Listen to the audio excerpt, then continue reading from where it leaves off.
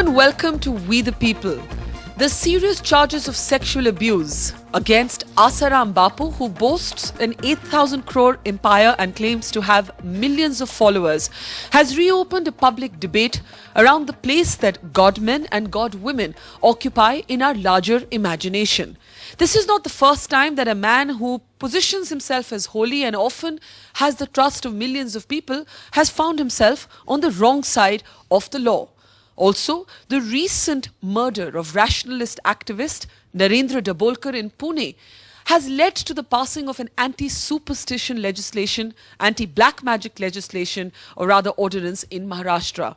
But can you legislate faith? Can you ever convince people who lay their trust in men and women they believe to be holy that the person who occupies such an exalted position in their belief is actually at fault?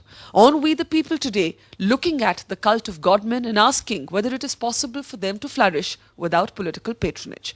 Let me start with a Sadhguru Jaggi Vasudev. At least you're being a sport and you're laughing. And you're laughing, I think, because you're one of the few people who I saw taking a categorical position against Asaram Bapu.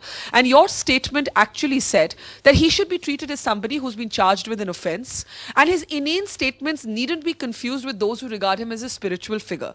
But the fact of the matter is, Sadhguru Jaggi Vasudev, as somebody who also has millions of followers, how do you explain this to the millions of followers of Asaram Bapu when Asaram Bapu himself is crying political conspiracy? See, there is no special law for a spiritual person.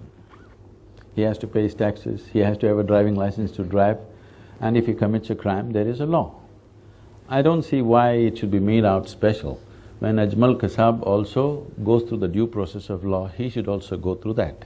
I do not know, I've been out of the country for the last… literally without cell phones or email or anything for the last 27 days, so I do not know exactly what is the nature of the case.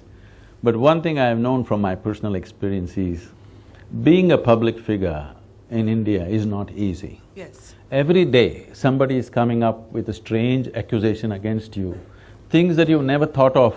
People are saying you did it. I will tell you, about 20 years ago, a few magazines wrote that I mesmerize people, steal their kidneys and export it to America, okay?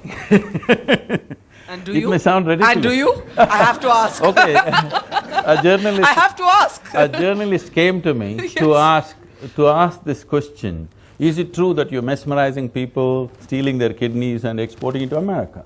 I thought it's way beneath my dignity even to say no to that. So I said, I'm not even getting enough for my breakfast. Where is the question of export? But would you accept that there are men who position themselves as holy, as gurus, who are duping people, who are exploiting people's naive belief in them? I take your point. As public people, there are allegations, they have to be put through the due process of law, fair enough, whether it's anybody. But equally, you can't have special treatment because you're somebody's Guruji. Definitely not.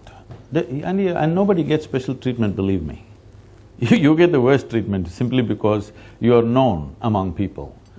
And about this whatever Asaram… I'm sorry, I do not know the essentials of the case. I know only what I saw on the television. To my mind, it doesn't make sense for a man who's over 70 years of age to pounce on a 16-year-old But it happens all the time in our country, Sadhguru. It happens all the time in our country. It doesn't make sense to me, okay. But you believe he should be tried by law, no special treatment. No And you even call some of his comments archaic, because because his son, for example, has called the girl mentally unstable, which is in very, very poor taste. Would you concede that there is this cult that protects godmen? There is really no discussion about whether he should be tried under the law or not. That is a given thing. You know, I wish what you were saying is true, because the fact is that political patronage tends to unite to protect godmen. In this case, for example, there are media reports that suggest that Asaram Bapu was the state guest of 7 different state governments, both Congress and BJP, over the last couple of years. There are allegations, Renuka, against the Congress also, that there was a reluctance on behalf of the Rajasthan Chief Minister, that the Rajasthan police, initially after putting out a lookout notice, going to question Asaram Bapu, actually gave him a very long rope that would not have been given to an ordinary person. So when Sadhguru says that, oh, there are the same laws, people don't believe that. Law is black and white, but the interpretation is grey. To arrest a man like Asaram Bapu overnight would provoke a law and order situation when he's surrounded by millions of his people.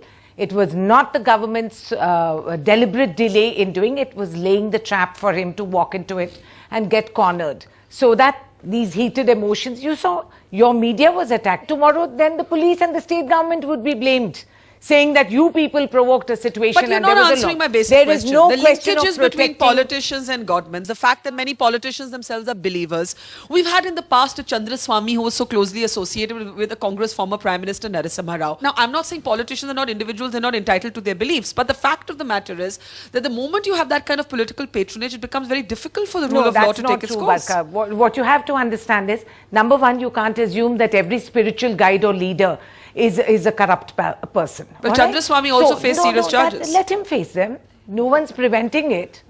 Who are we to give a certificate to someone saying that he's pure as driven snow or not?